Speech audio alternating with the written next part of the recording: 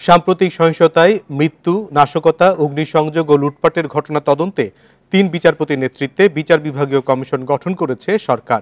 বিকেলের সংবাদ সম্মেলনে কমিশনের প্রধান সুপ্রিম কোর্টের বিচারপতি খন্দকার দিলরুজ্জামান জানান, শিক্ষার্থী আবু সাঈদ নিহতের ঘটনা তদন্তে রোববার রংপুরে যাবে কমিশন।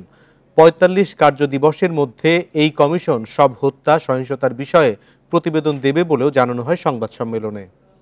প্রিয় নম্বর সেট করে বিকাশে সেন্ড মানি করুন free.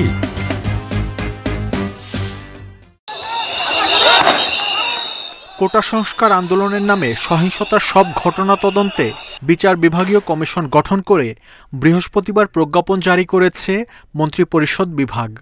Inquiry commission supreme court seminar রুমে সংবাদ সম্মেলনে বিচারপতি খন্দকার দিলরুজ্জামান জানান, গত ১৬ জুলাই থেকে ২১ জুলাই পর্যন্ত বিভিন্ন জায়গায় কোটা সংস্কার আন্দোলনের নামে সহিংসতায় মৃত্যু, নাশকতা, অগ্নিসংযোগ, লুটপাট, সন্ত্রাসী কর্মকাণ্ড ও ক্ষয়ক্ষতির ঘটনা তদন্ত করবে এই কমিশন। আগামী ৪ তারিখে আমরা রংপুরে প্রথমে যাব এবং রংপুরে যে আমরা সশরীরে প্লেস অফ অকারেন্সগুলো পরিদর্শন করব।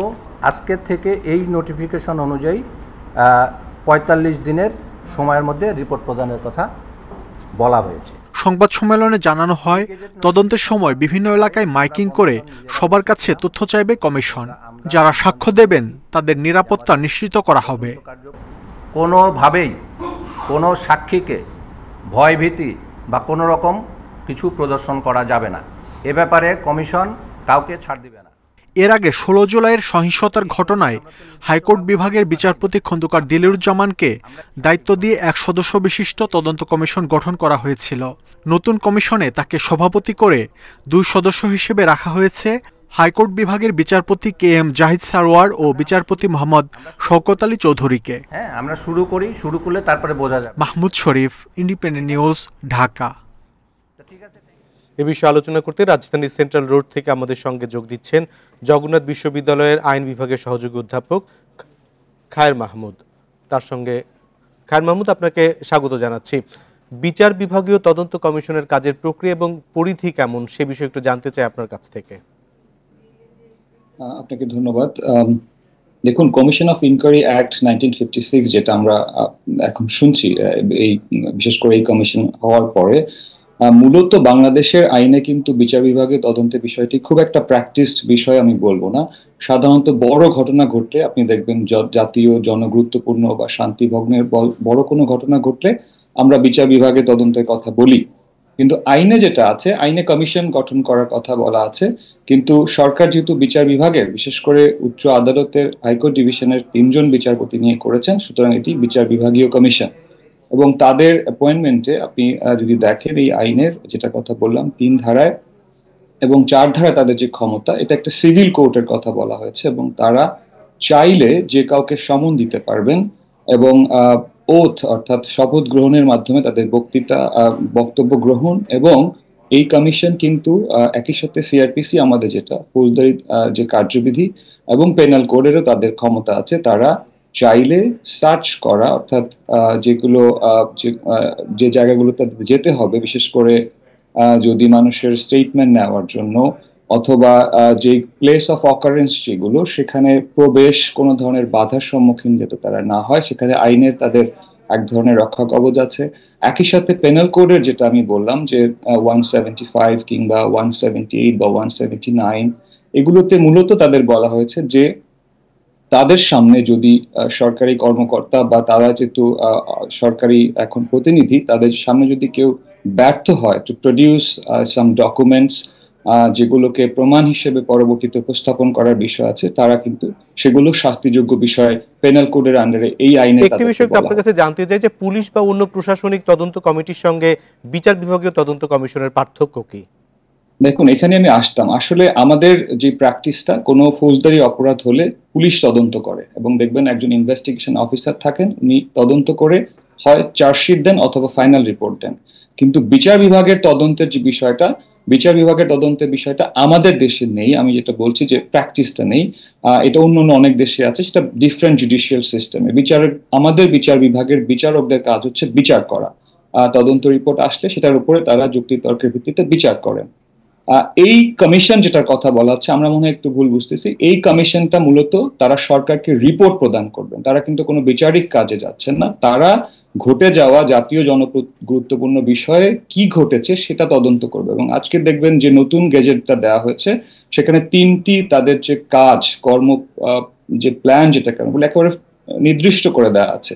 সুতরাং এইগুলো অনুসন্ধান করা, সঠিক সময়ের মধ্যে রিপোর্ট দেওয়াই তাদের প্রধান কাজ। এবং এই কমিশন কি কোনো শাস্তির সুপারিশ করতে পারবে তাহলে? না, এই কমিশনের কাজ হচ্ছে আসলে to address what happened, actually কি হয়েছে আসলে অন দ্য গ্রাউন্ড। সেখানে তারা, যেহেতু আমরা দেখবেন যে সরকারের 3টা অর্গানের মধ্যে এখনো যদি বলি, সাধারণত judiciary is the last tyre, মানুষের সবচেয়ে আস্থার জায়গা। সেখানে সর্বোচ্চ আদালতের বিচারকরা স্বাভাবিকভাবেই আরো বেশি আস্থাশীল, সব বিচারকই আস্থা অর্জন করেন, সেটা বলার কোনো সুযোগ নেই। কিন্তু আমরা বলছি তাদের যেহেতু অংশগ্রহণে এখানে একটা কমিশন অফ ইনকোয়ারি হয়েছে, সুতরাং স্বাভাবিকভাবে আমরা আশায় বুক বাঁধতে পারি যে তারা এই বিষয়ে সঠিক চিত্রটা তুলে নিয়ে আসবেন এবং সরকারকে রিপোর্ট প্রদান করবেন। তাদের আসলে বিচারিক কোনো বিষয় নেই, বাট তাদের নেচারটা হচ্ছে সিভিল নেচার। এবং এখানে কিন্তু আইনেই বলা আছে তারা একটা দেওয়ানি আদালতের যেই প্র্যাকটিসটা, যে বললাম সমন দেওয়া, কাউকে তাদের বয়ান লিপিবদ্ধ করা এবং সেখানে তাদের শপথ গ্রহণের মাধ্যমে বক্তব্য লিপিবদ্ধ করার মতো ক্ষমতা তাদের রয়েছে। আমরা প্রথমে দেখেছি যে এই বিচার বিভাগীয় তদন্ত কমিশনের একজন বিচারপতি নেতৃত্বে করা হয়েছে, পরে আরো 2জন সেই সঙ্গে যুক্ত করা হয়েছে, 3জন। এই 3জনই কি যথেষ্ট, নাকি এই যেহেতু ঘটনার কর্মপরিধি আমরা অনেক বড় দেখছি, এর লোকবলকে আরো বাড়ানো দরকার, নাকি যা আছে যথেষ্ট?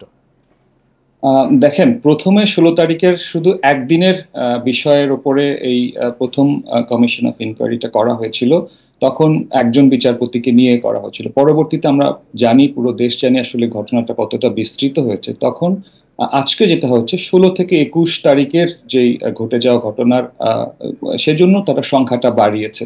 এবং আমি আসলে এটা বলতে পারবো না কতজন লাগবে, তবে স্বাভাবিক দৃষ্টিতে আমার মনে হয় 3জন বিচারপতি হাইকোর্ট ডিভিশনের তারা যথেষ্ট এই বিষয়ে কাজ করার জন্য। তবে কমিশনই ভালো বলতে পারবেন, কেননা তাদের এই সুযোগ আছে।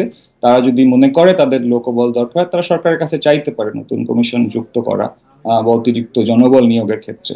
কিন্তু এই মুহূর্তে আসলে তারা এখনো কাজই শুরু করেনি, তারা যাবেন, একটা তারিখ ঘোষণা করেছেন। সুতরাং এই বিচার বিভাগীয় তদন্ত কমিশন যে রিপোর্ট দিবে, সেই রিপোর্ট কি সরকার মানতে বাধ্য?